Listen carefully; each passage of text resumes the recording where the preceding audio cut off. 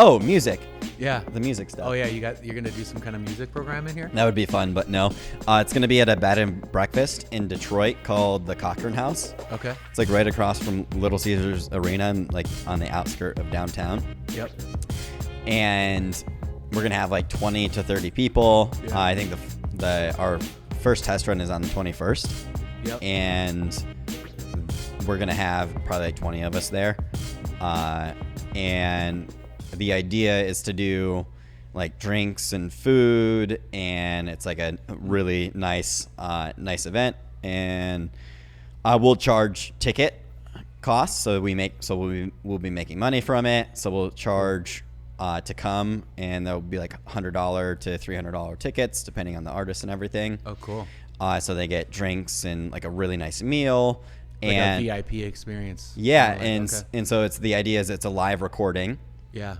And we bring in different artists all of the time, and then we'll be filming everything, and we'll do a live stream as well. So like I have video directing experience for like live production, so I've done that for a long time. Oh yeah. And so I ordered the new Blackmagic's ATM switcher, the Mini Pro. Nice. And I'm hoping that I get it, because Sweet. I ordered it a while ago, but it's back ordered. Yeah, so. I know how that can be. I actually installed one of those way back in the day. It's one of the newer ones. They just came out with old, it. Yeah, an old one, a big old ATEM 4. What, I don't know, some big old switcher. It's been like a decade by now. Yeah, those ones are fun. Yeah, lots of buttons. Yeah, right. A whole bunch of buttons. It just looks fancy. That's all. But yeah, does the same thing. It's pretty. Yeah, just more fancy. inputs. Yep. So we'll be live streaming, and we're gonna have ideally 3 cameras. So I might buy another one, but if I can find somebody with a Blackmagic, then okay. So it's gonna be live streamed. Yeah, it's gonna be live streamed. Ooh, so what? People you're gonna bring them in with the VIP experience. It sounds like that's the whole goal. Yeah, so they're coming to a live recording, Yeah. and so part of the audience they'll be filming. So like if you think about like Tiny Desk concerts, is you have like a little bit of a live audience for those. This is going to be a similar thing, and so it's going to be pretty fun. I'm Cool. excited for it. We're going to get some sponsors as well, so businesses will pay to sponsor it. We'll build up a YouTube channel, eventually monetize on that. That's cool. So there's a group of us who's doing this and putting it together, and they're all pretty involved. They're either musicians or they're involved in the world of music in Detroit. Mm-hmm. So we have some pretty great people. Yeah. So yeah, you find the right people to put on the show. I think it could be real successful. I've heard I've messed around with some guys who had a similar idea to that, but it wasn't fully formed as much as yours is, because it was kind of like, we want to do this live show and try and make it a reoccurring thing. But it was quite a few years ago, and I don't think the whole live stream technology has come up to where it's at now. So yeah, I think you guys got something good going there. It could be really cool. It'd be fun. If you want to be involved or run a camera, and come check it out for sure. Yeah. Yeah, we're doing the first one on the 21st of this month. So I think it's on a Tuesday. Okay. So, I mean, if you want to check your calendar and let me know. All right, it'd be fun to have you there. Yeah, I'd love to come down and check it out. The test runs, we're doing this one, and then I think another one, just to work through everything. Okay. And then after that, then we'll start getting paid. Yeah. So because we'll get the business sponsors, so it'll be a little moneymaker as well, which is cool. Yeah. There you go.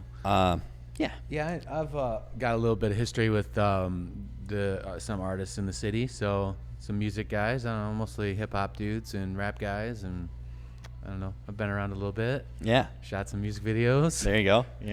Good old music videos. Thing that really, it's really where my business has been being divided lately. In the last really couple of years, I've really been dividing the brand for Brandon Damon Video, and then there's Auxiliary Cinema is what I've created. Okay. auxcinema.com. I don't really talk about this at all. Yeah, I haven't heard about it. Yeah, I don't really promote it. It's just kind of this thing amongst, probably more of the hip hop guys themselves would know about it more than anyone generally. But that's where all the music videos go, when I make them. And how often do you make music videos? Whenever they're paying. So actually I got one this weekend, tomorrow. Nice. A little 2-part shoot, Saturday and Sunday. But mess with a couple of small labels out of LA and New York, and every once in a while When I first started off, it was a little more frequent, doing pretty cheap, of Yeah. course. Got to build up that Back around portfolio. 09-ish, yeah, just like anything, like talking about the photography, fashion photography or anything, you got to do the work first and show them that you can do it. And then it built up a huge reputation, and then I had people coming to me. And then you get to pick and choose a little bit more about who you want to work with. So, yeah, it's evolved. It took a good, solid, long time. I had some really good paying gigs in the beginning too, but to really make it a solid machine, it took a good 10 years, probably eight years, something like that. Takes a long time to build. I'm old.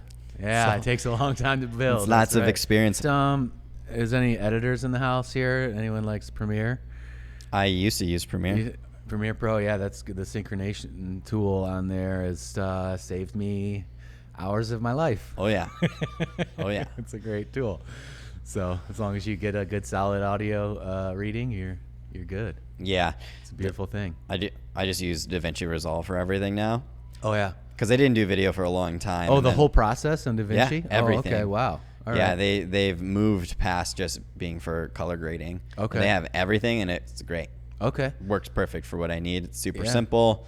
Yeah, it syncs the audio and all that jazz. Right. Yeah. Apple products are starting to scare me. The direction they're going, it seems like they're caring less and less about that end user, the editor, something like that. I don't know. Premiere's still good, but it seems like Apple products might fizzle out here soon. So I might need an avenue to go. Are you saying Apple products for what specifically? For like Final Cut or what? Yeah, for video editors Yeah. specifically. I don't know, it sounds like the MacBook might be, I don't know, like just like the Mac Towers, they kind of went away for a minute there. It seems just, I don't know, it seems to be less reliable for providing the power for that editors need, Yeah. From what I'm reading, I don't know, it seems like Well, I mean, I think the main thing is cost. Yeah. Is like you can build your own Windows tower, and it can be a beefy machine, and it can work great, Right. and you can spend a fraction of the cost. For Really? Like what are the new Mac Pros, like 40 grand or something? They're super expensive. I just got I got a new laptop, but they say the laptops are going to fizzle out here soon. But a new laptop, $4 or $5 grand. And yeah, you can build your own for about $4 or $5 grand. Last time I looked into it because I was like, what am I going to do? Am I going to buy a laptop or am I going to build my own machine? And I could probably get into building my own machine. I know enough, a little bit technically, to be able to do that. But then you got to be able to troubleshoot it. As if something goes wrong, you plug, something. I wasn't. I can help you do it. It's pretty easy. Is it? Yeah, I wasn't really into figuring that out. Spending that time. That's to try and fair. Troubleshoot it. Yeah. So I figured go with the Mac Pro, but it's probably going to become a real problem in the future, I think, because something I'll have to build my own machine eventually. Yeah, guess we'll see. Yeah. It's nice to have the portability of like a MacBook Pro, Right. But power wise, you just can't really touch it. Like you could build a super fast editing computer for like $4 grand versus buying a MacBook Pro or something for $4 grand. Right. Like an upgraded version. It's Right. going to be way faster, but Right. you also have to sit somewhere and use it. Right. We have a friend who he used to take his iMac Pro with him everywhere. He didn't have like a laptop or anything, so he would like do video editing at the coffee shop. He had a huge case for it, and he would just bring it in, like plug it in and everything. Do what you got to do, man. I'll tell you that. Yeah, well, I mean, it's nice because like really, it was just a power cable, and then it was wireless keyboard and mouse, I think. So Yeah. it wasn't too bad, and you just got a giant screen. I'm like, it's not a bad deal, Right? No.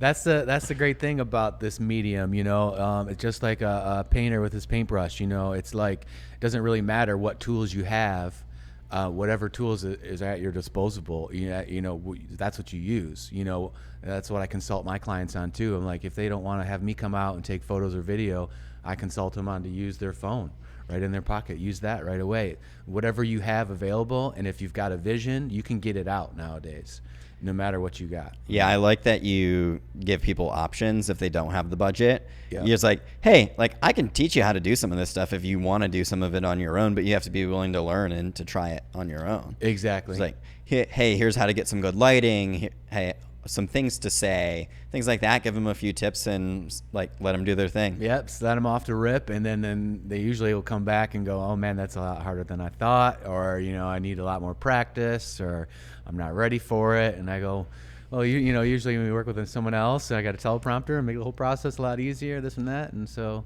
Yeah, you can yeah, it out. It's wild how people underestimate the work that goes into good video marketing or good video production in general. Right. And like, it's not just setting up some cameras. It's the audio engineering. It's knowing your audio. It's knowing your lighting. There's a bunch of lights that you can't see right now all around us. There's staging. There's editing, there's getting it in front of people, promotion, all of that if you actually want your video marketing to have a return on your investment. And people just don't see that. They just think, oh, it's easy to do a video. Like, we just make one, right? Like, no. Like, there's a lot that goes into it. Do you have any ways that you kind of like approach that conversation with some of your new clients? Yeah, it's really tough. And actually, the pivot I've made in my company is that I've really stopped selling on video quality because people generally can't tell the difference unless you're one of these really big companies like AAA or someone or Coca-Cola. They're gonna be a little more resourceful with their budget. But when it comes to the companies that I deal with, these smaller, medium-sized businesses, people really generally can't tell the difference between quality. So I stopped selling on quality and I try and sell on results. Yeah. That's why I got into the whole marketing side of things. So we can actually go into the Google Analytics and the Facebook Analytics and show them the actual click-ins, and then to the landing page, and then I can actually hit them up and go, hey, I had Karen fill out the form, and how was she? Was she a good Karen? Of course I go. Yeah, good old Karen. Yeah, how was she a good client? Yeah. So you can specifically talk to that. That's kind of been the evolution, is to kind of get away from selling on quality, even though quality is very important. And also the strategy that you put into all that quality, from the very beginning, it starts with a script. Yeah. So the way you welcome your audience or capture their attention in these ads and all videos generally, it's all part of that strategy.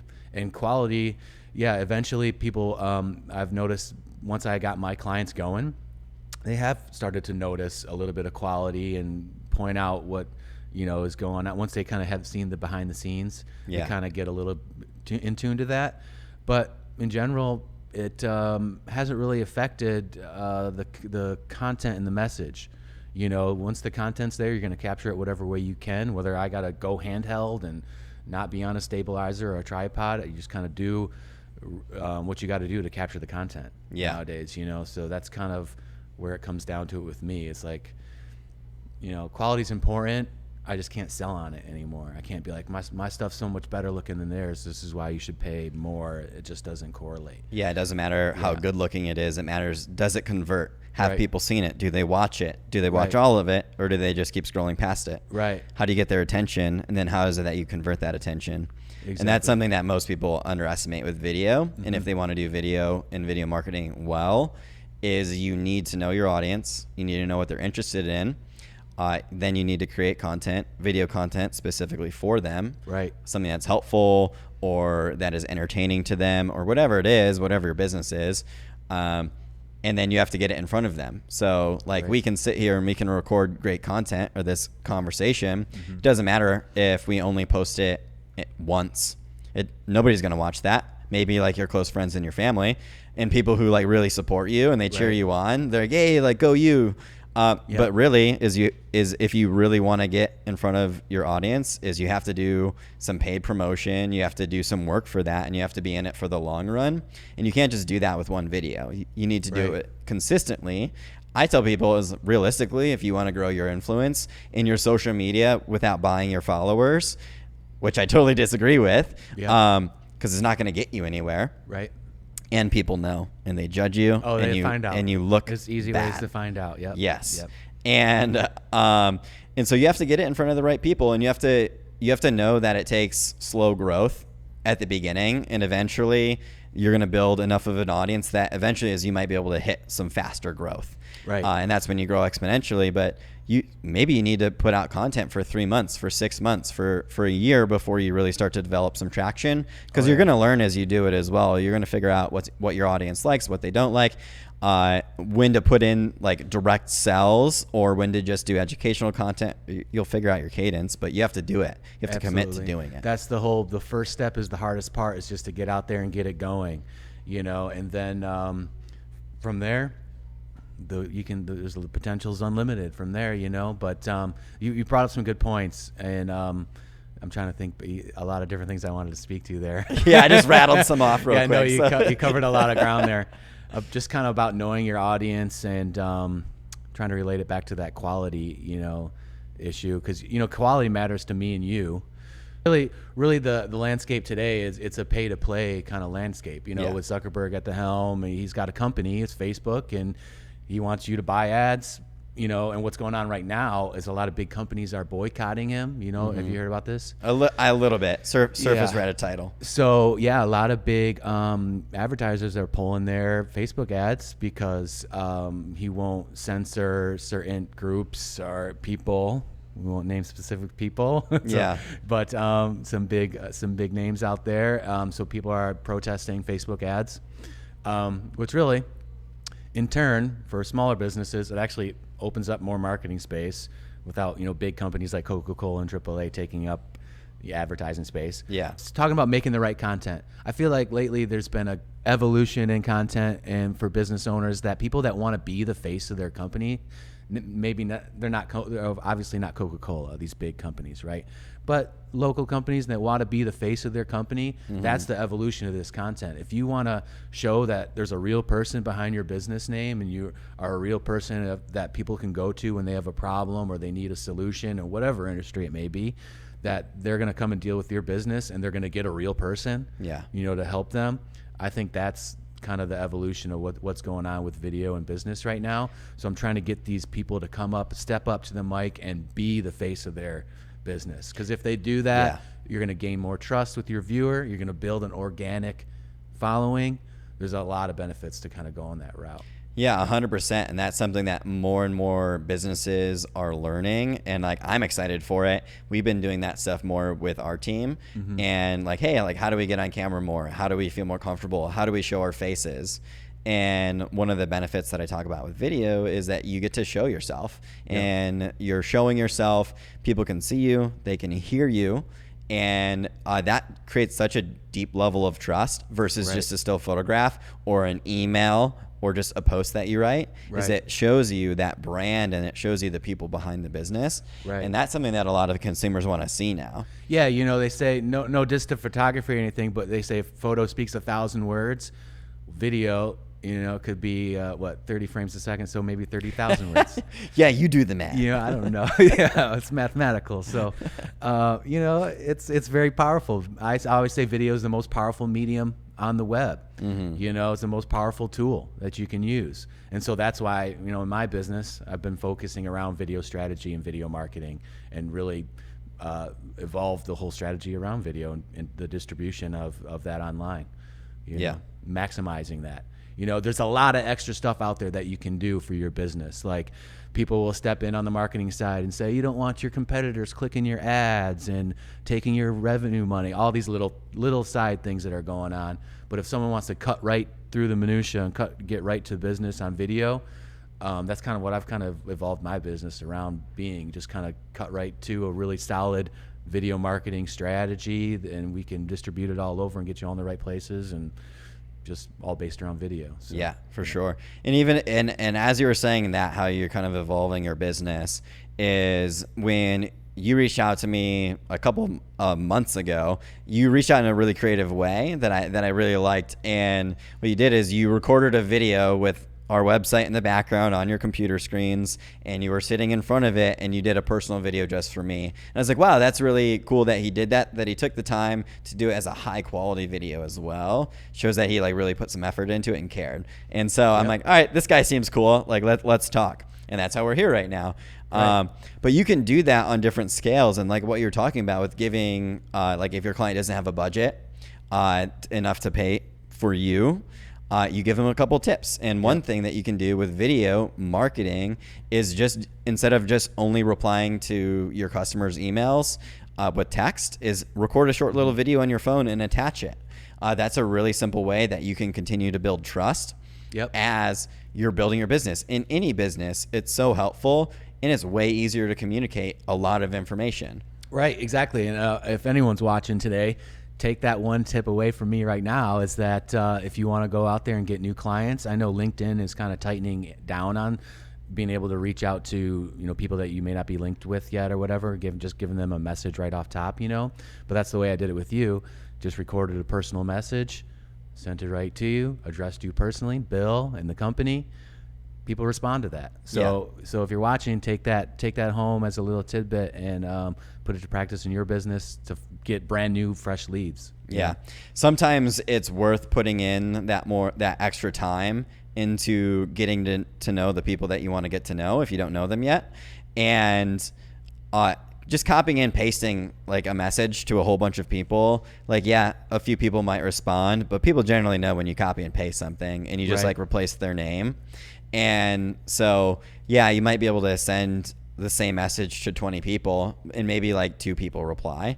Or you can take that same time and make, a couple of high quality videos, and you just swap out their name in the same video. You have the same script, and then you just send it that way. Yep. It's going to convert at a way higher rate than the text, hands down. All the time. Absolutely. Yep. Video it's great for that. Yeah. I mean, speaking of, doing the outreach and everything, I don't know if there's any sole proprietors in the building, people that run their own business, but being in that sales space has kind of been a new thing for me. I've been in this industry of just video production for I hate that word, I've been in this space for 12 years now.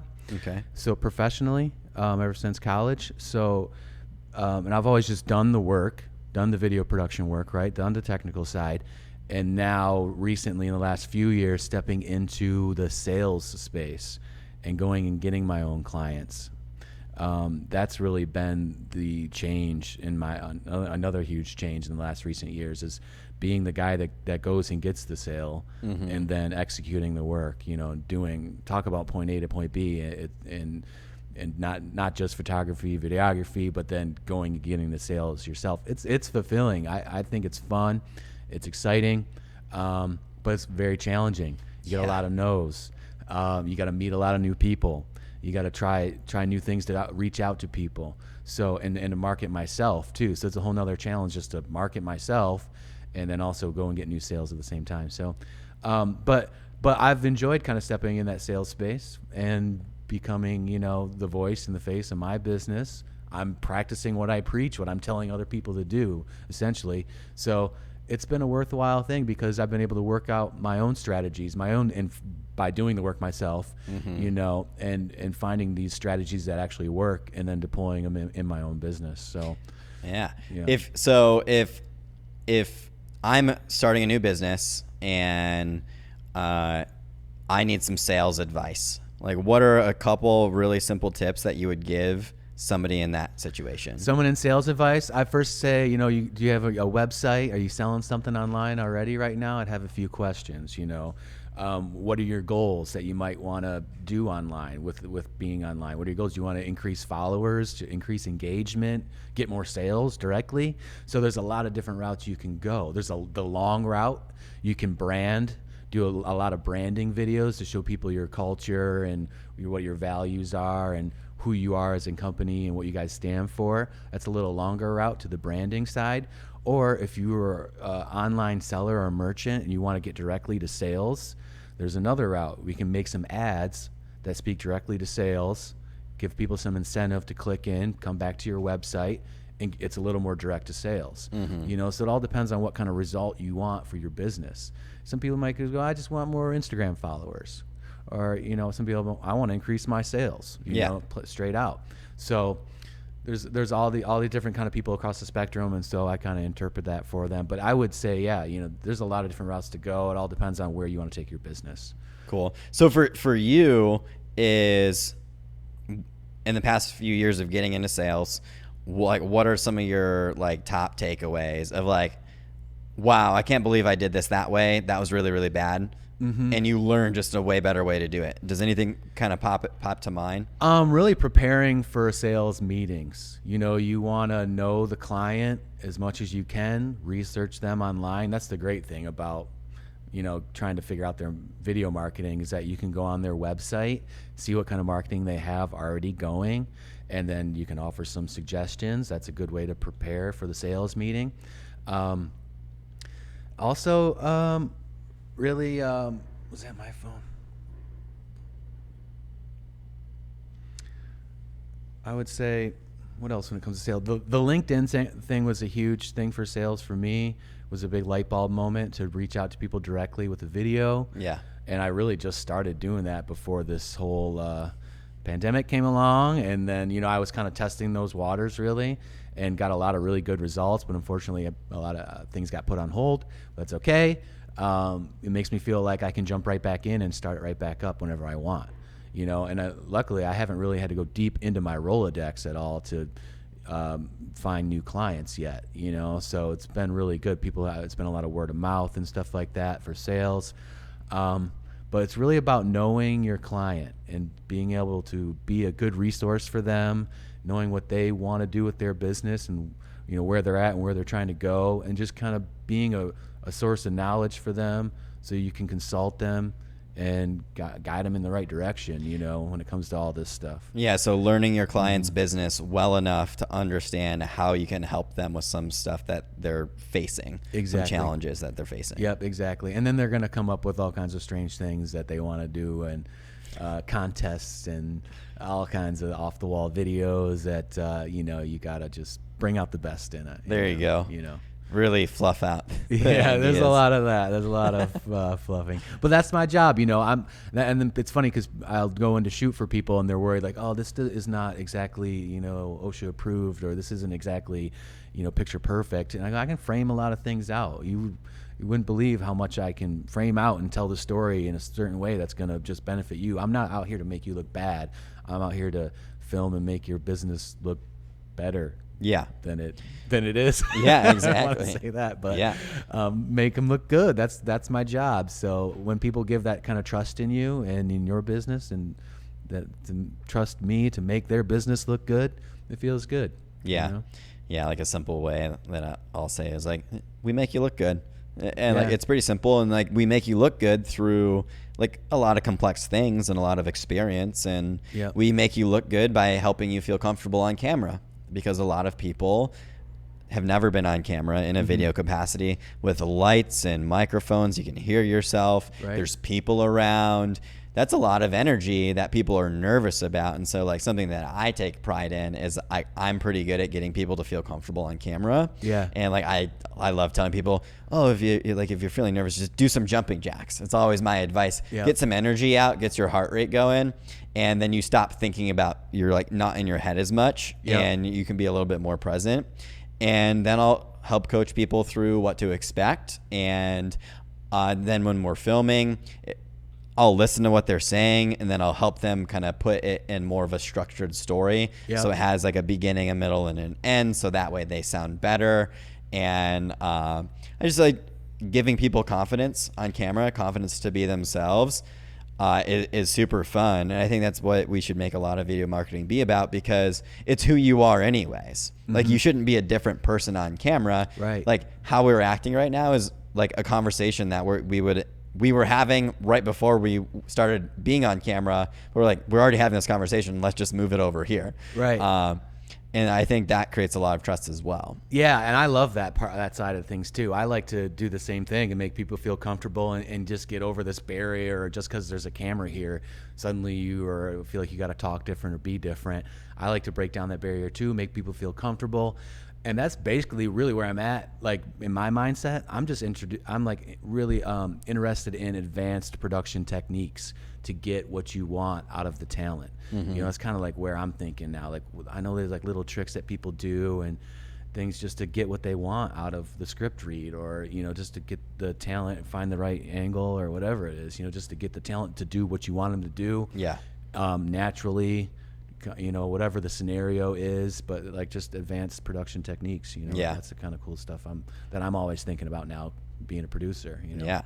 As you're saying that, I'm remembering, like, as you're looking at all of the details to everything, I got to give some quick advice. If you're just getting into video production or photography, and if you're out there taking photos of a client or of just practicing, if you're unsure if you got like a good enough shot or got the right shot, do it again. Right. Especially if you're doing video. If you think your audio might have cut out and you aren't sure, but you're too nervous to check, do it right then, because you can't fix that. If your audio cut out, or if you were out of focus for half of it, like, you don't want that. Right. And it's going to make you feel bad. You're not going to want to deliver that video to your client because you know you messed it up. Right. Like, just rather tell your client, like, hey, let's try that once more. Like, I messed something up, and like, get plenty of footage because you just might need it.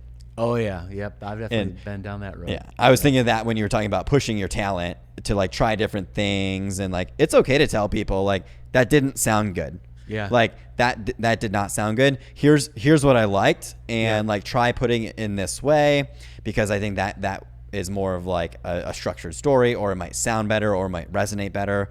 Or like, it just doesn't sound weird. How you said it before sounded weird. Right. And, it's funny, being like a marketer, people are like, oh, so you're like into communications. I'm like, yeah, so you think I'm this great communicator, but I don't always speak perfectly and things like that. So one of the things I've actually found out behind the camera is I'll tell people, I'll be like, just say this, just try and give them laid out exactly what I'm looking for. Just trying to do it exactly like this. I'll step right into their shoes. I'm looking for you to open the door like this, and then smile right here, stand here, and just trying to be as specific and communicate as directly as I can, because that's one of my challenges on set. It's all up here, but I gotta get it out and communicate to the client how I want them to do it. So you're saying that you do like a walkthrough? Yeah, or sometimes I'll just tell that's them, cool. I like that. Then maybe doing a script read, and I'll be like, try this. Just say it just like this. Start off with, we get more sales this way or that, just kind of feed them the word sometimes. Yeah. I don't always like to interfere that way. I like to really capture my talent a lot of the times naturally, let them be as natural as possible, and I really like to not interfere. But sometimes in the right scenario, if we're doing a script read or something like that, I just have to tell them, do it just do it just like this. It's totally worth trying. Like, you're already there. It's not going to take that much longer. It's not that much footage. And it's worth having something a little bit different. Yeah. Because you never know what that next thing is going to lead to. Like, you sharing your way of doing it might inspire them to think of a better way to do it. And like, always share that stuff. Right. And I always give them the disclaimer too. It all depends on what industry I'm working in. But if I tell them, hey, if I tell you to try something like this, and if it's something that you guys would never do, if you're a plumber, you would never do this, then just tell me, we would never put our tools over here, do something like this, or look under the sink this way or something like that. Then just tell me, well, I'm here to make you look good. Yeah, I want it to be realistic. We'll cut that out. Yeah, exactly. Trying to capture that natural essence and still get what you want. Yeah. Yeah. I kind of got one that's been a recent, this wasn't from the email, but this was a recent, as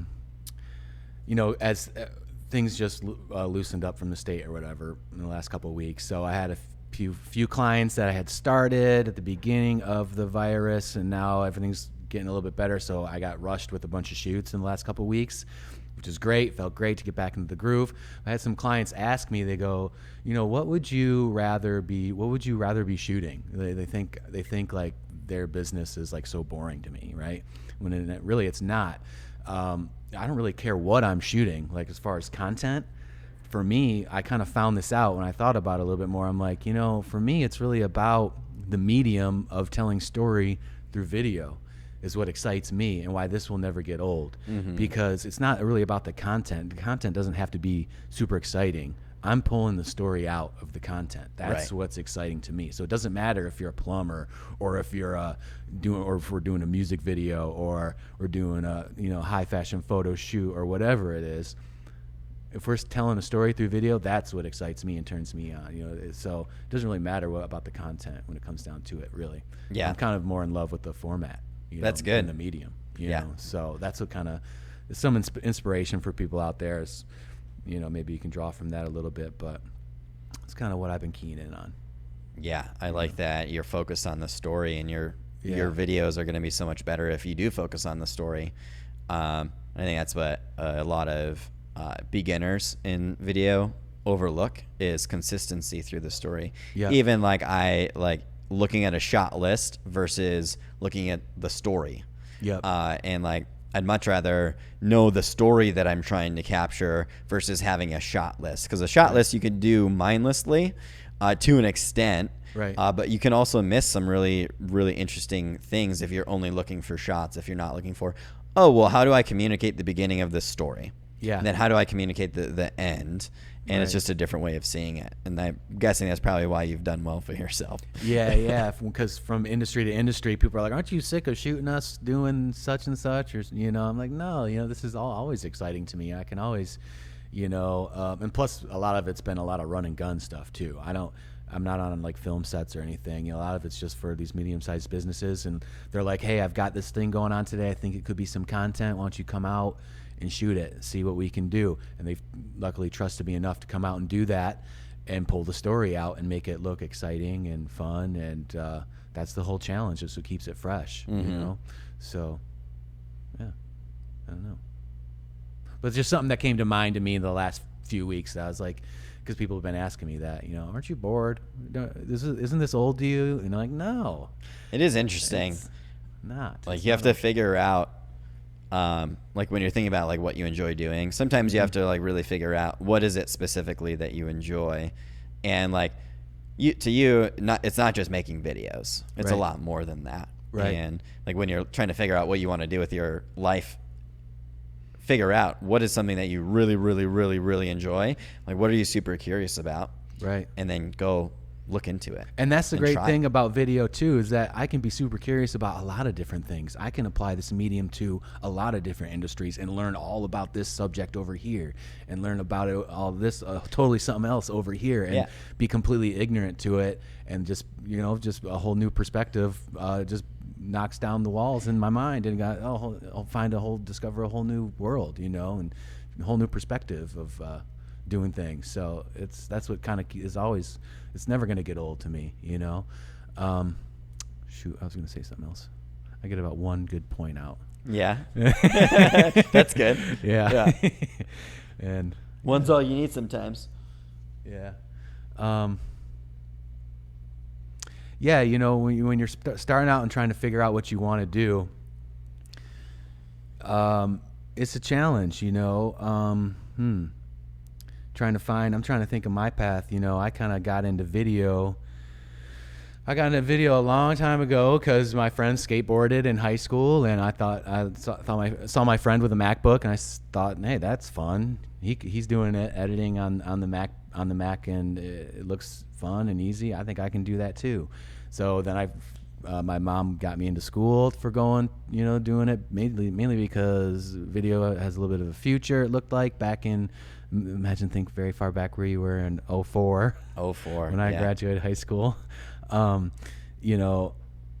out of college at that time, really just really had no interest to go to college, but my mom got me in for the right reasons, saw a little bit of future in this medium, and said this might be something good because I had a little bit of interest towards that in high school, but really learned a bunch of stuff in college that was really great.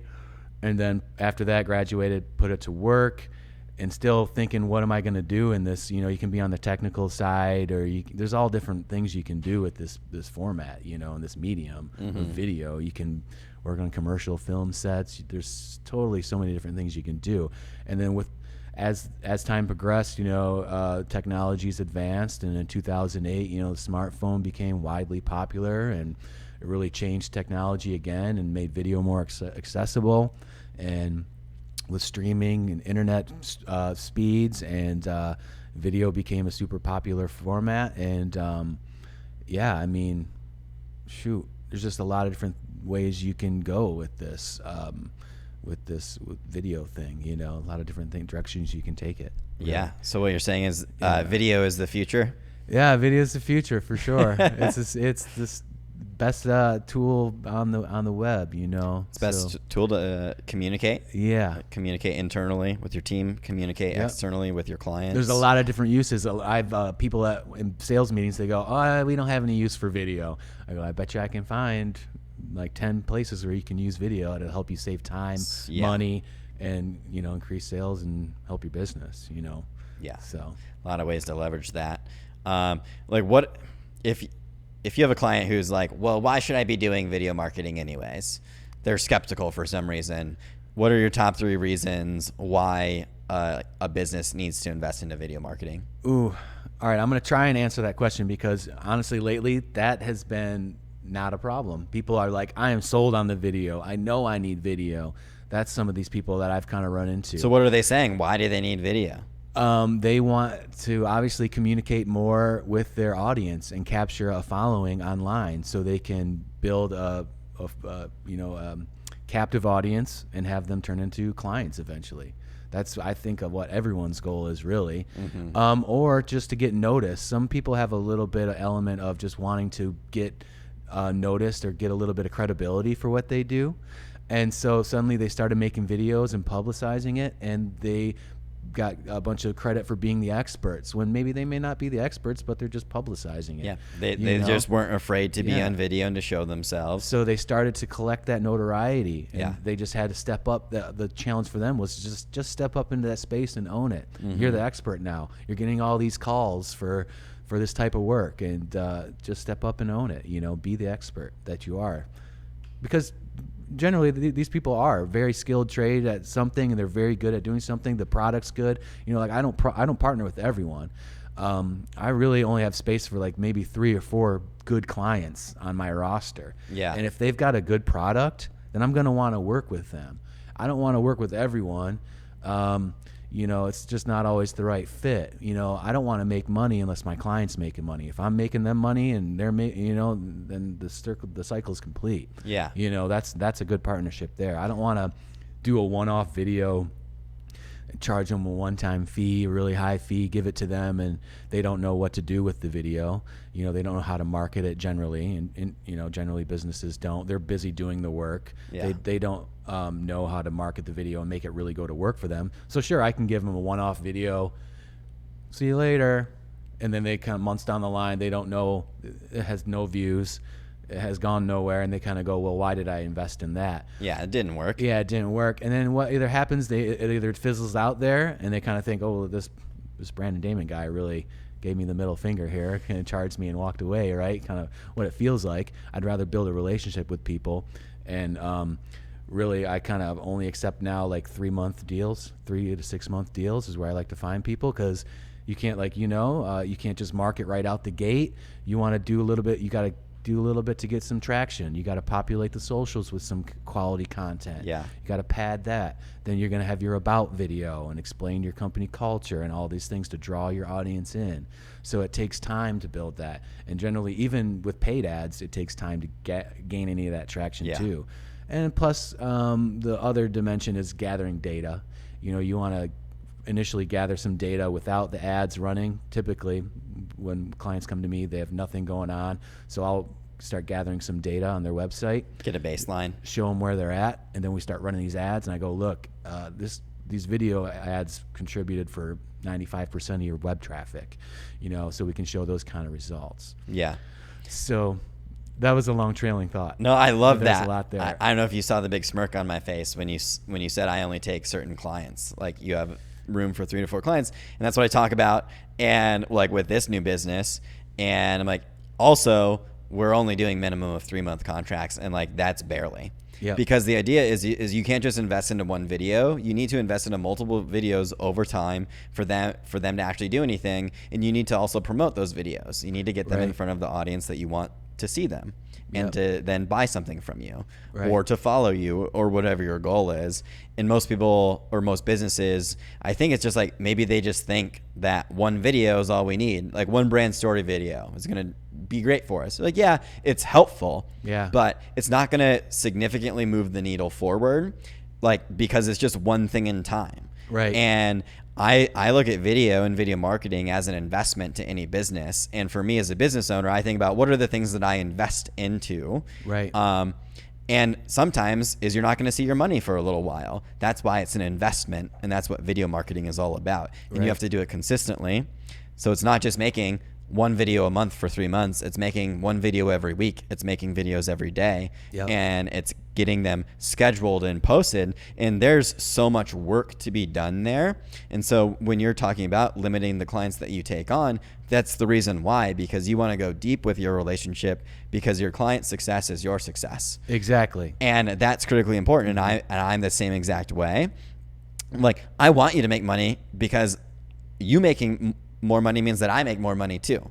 And that's a sweet deal for both of us. Exactly. So I want you to succeed. So of course I'm going to coach you. Of course I'm going to get extra stuff to really help you stand out. Right. And we're going to go the extra mile for you. Yeah. But you're also compensating us extremely well for it, because we know what we're doing, and you know that you're going to grow and you're going to hit your goals. Right. Because of us. Man, I'll tell you, Bill, if I hear another marketer online say, if you could spend $1 and make $2 back, have you heard this on all It sounds familiar. I don't see most ads. I'm going to go so nuts. That's the kind of stuff I see. I'm just like, if I hear another person say that. But yeah, generally true. That is the idea. You want to, if we're making you money, and that's the cycle. We're gonna make your business money. It's gonna return, and we're gonna keep turning off this profit.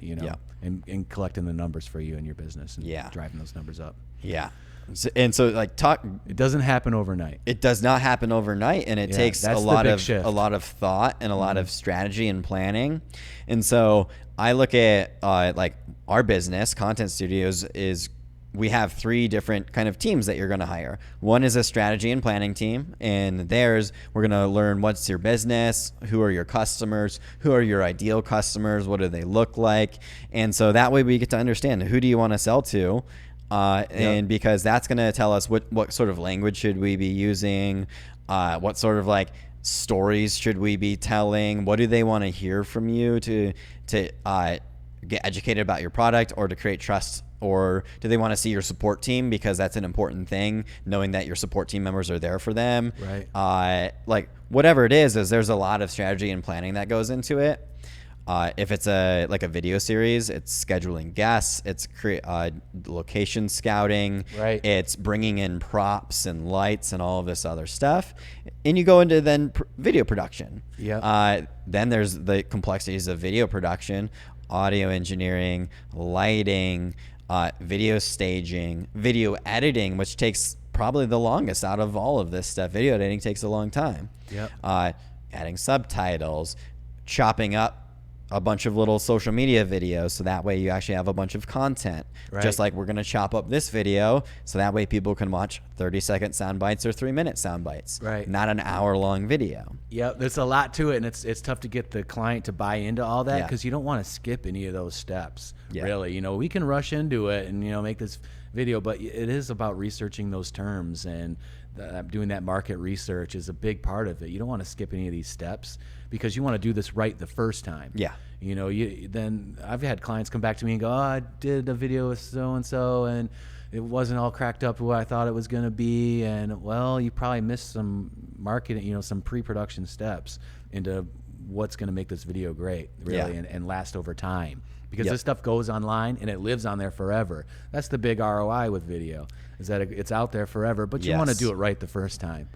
I love that video is a resource that's out there forever. Educational videos, how-to videos for your business, product videos, that's an awesome thing to have, because that is going to last forever. Right. And so that ROI is there, but then also, like we're talking about, doing it monthly, keeping your content up to date, making your own content as a business, being your own face of that business. That's all part of it, to make that flow, and having fresh new content. So sure, that stuff's going to live out there forever, but then you got to continue to show them that you're a living, breathing business, and continue to bring fresh content and update people with what you're doing, whatever industry you're in.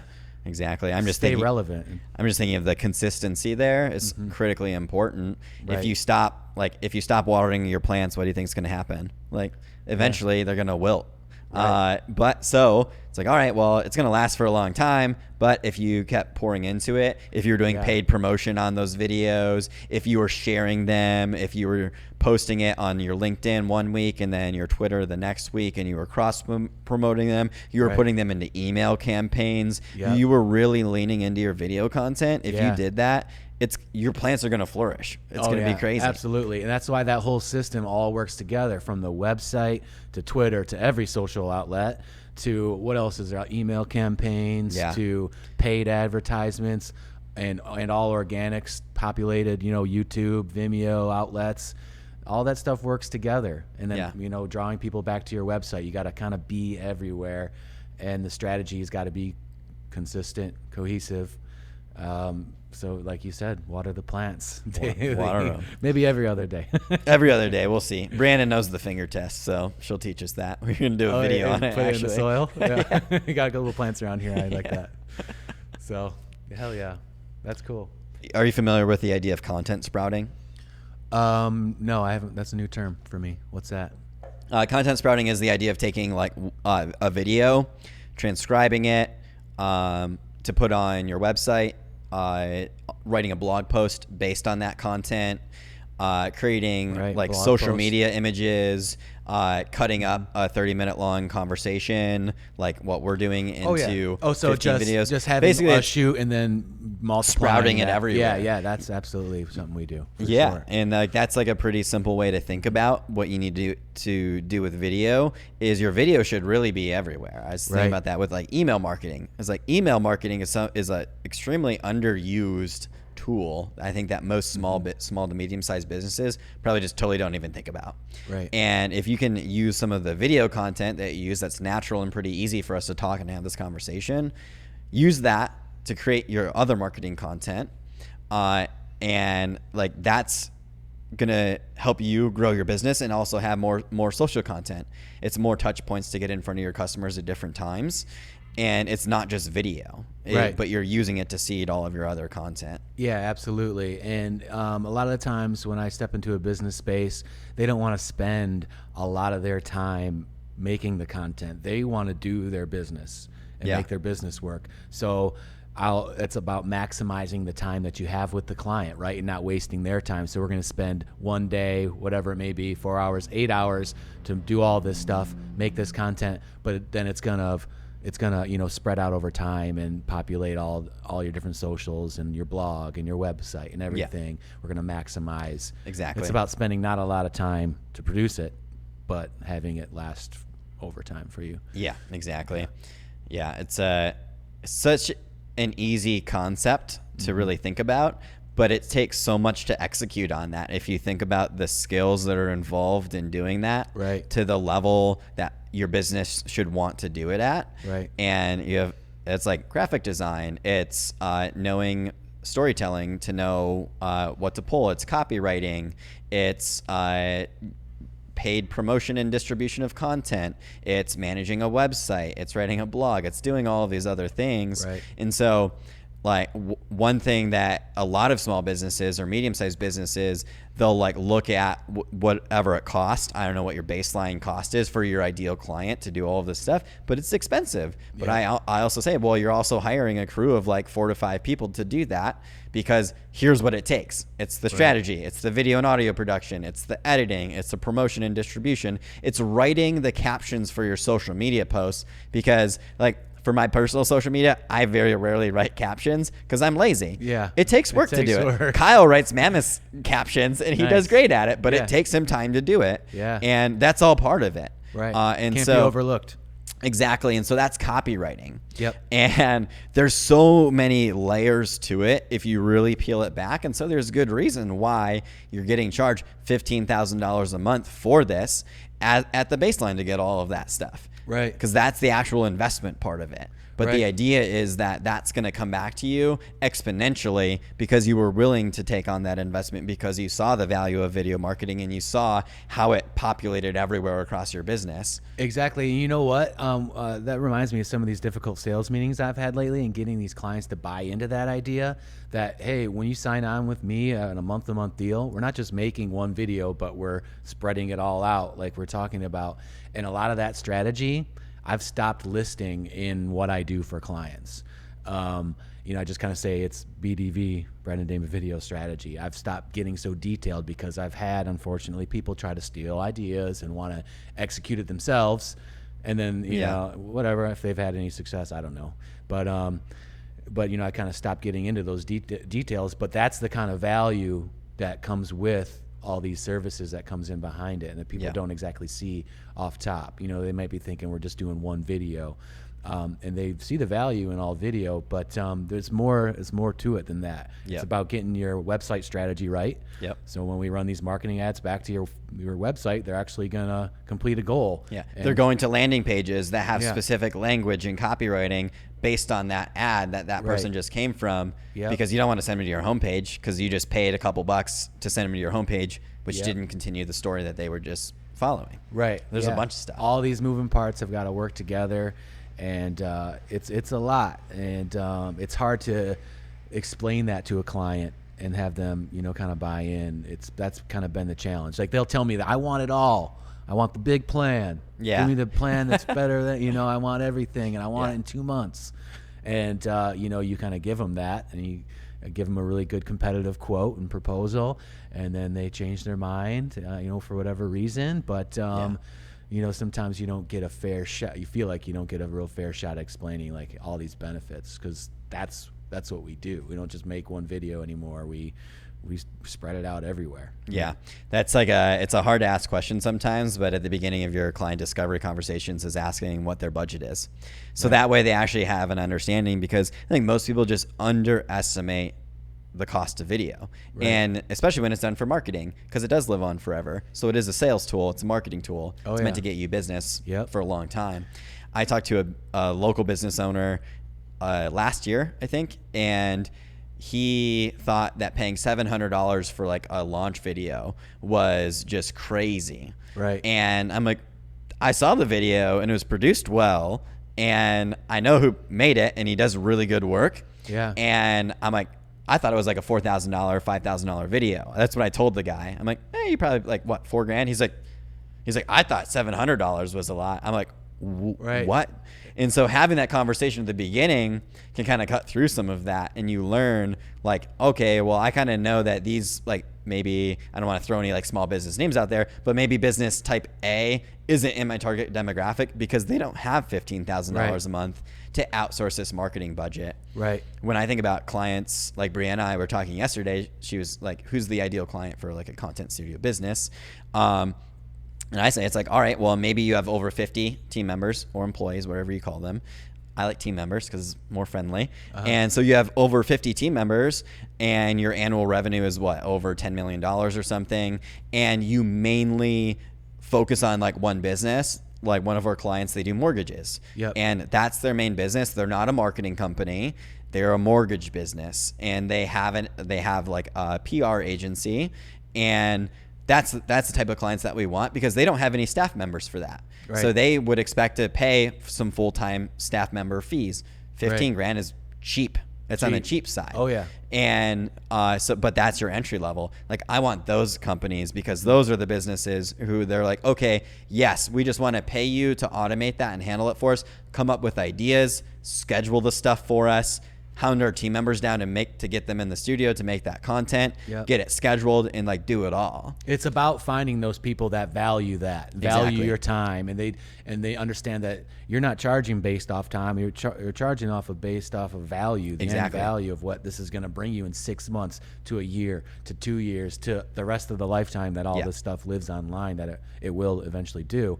It's about finding the right people that value you and your services, is really just finding the right fit. And I believe there's enough businesses out there that if you don't believe in what I'm doing and don't like whatever price I'm giving you, then I can go to the next business right down the line, and pitch it to them, and someone is bound to value all these different skill Exactly. sets and services that we're bringing to the table. That's an important point for people getting into video production as well, or video marketing, is like, not everybody is your client. You don't need to take on everybody. Yep. And if they're like abusing you for the amount of work that they're asking from you and lack of compensation, like, you don't have to do it anymore. Like, you Right. always have a choice, Right. and you can say no.